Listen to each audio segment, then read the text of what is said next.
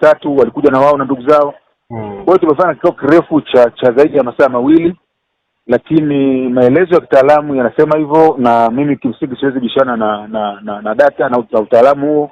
Lakini wao wana wasiwasi kwa sababu ya mazingira tangu mwanzo, lakini pia wana wasiwasi kwamba mtoto walilipia, walienda kuwapangia waenda wakalipie, wakawa hawana fedha, wakaenda kukopa fedha ya kulipia kujifungua kwake, wakalipa Ijumaa, hawakuhudumiwa Ijumaa, hudumiwa Jumamosi, hakuhudumiwa Jumapili, wakaja kuhudumiwa Jumatatu baadaye. Wanauliza why, na kwa nini inawezekana kama mtoto hata alikuwa ni wako, basi hayo mazingira ya Hildal ndio imefanya mtoto huyo akafa na nini. Kwa hiyo kuna vitu vingi viko ndani yake.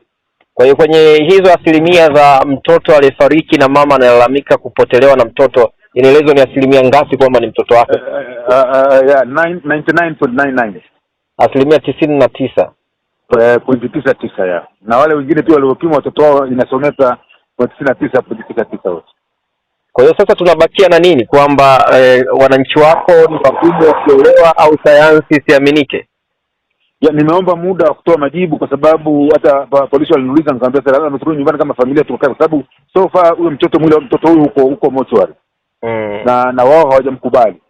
Kwa hiyo tutakuwa tukazungumze na tuulize wanasheria pia tuone way forward nini. Kwa hiyo baada ya muda nadhani wakishapumzika leo, nadhani by kesho mpaka mchana tutakuwa na nafasi ya kutoa majibu.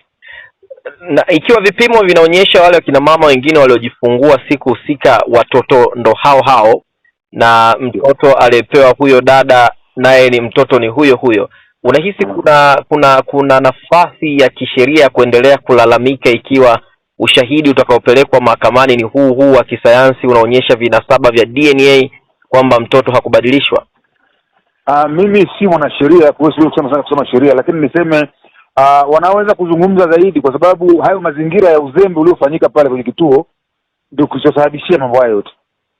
Kwa hiyo ule uzembe pia ni lazima ufanyiwe kazi, hata kama si kwa faida ya hawa, yaani kwa faida ya wajao pia, kwa sababu mimi ni kiongozi.